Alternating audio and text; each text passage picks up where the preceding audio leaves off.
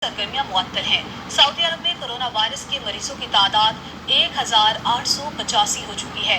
इस हवाले से हमें मजीद बताएंगे सऊदी अरब में मौजूद इरफान खटाना। इरफान बताइएगा। जी, मैं आपको बताता चलूँ कि इस वक्त सऊदी अरेबिया के अंदर कोरोना वायरस से जो गुज़िश्ता शब नए केसेस रिपोर्ट हुए हैं उनकी तादाद 165 हो चुकी है।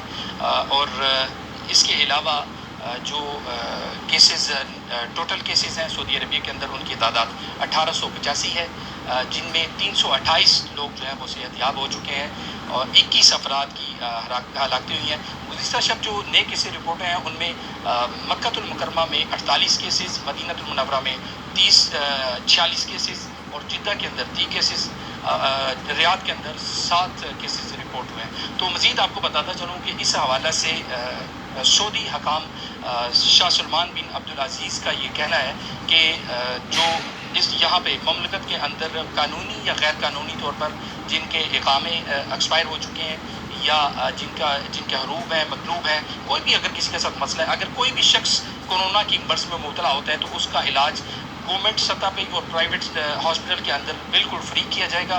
तो इसके अलावा मज़ीद सऊदी हकाम का ये भी कहना है, बार बार उनका पैगामात भेजे जा रहे हैं तारकीन वतन को, शहरियों को, कि किस तरह जो है वो बचाव किया जा सकता है, किस तरह एहतियाती तदाबीर की जा सकती हैं, दूर अपना फासला रखें और इसके अलावा ताकि ये मर्ज़ ज़्यादा ना फैल सके।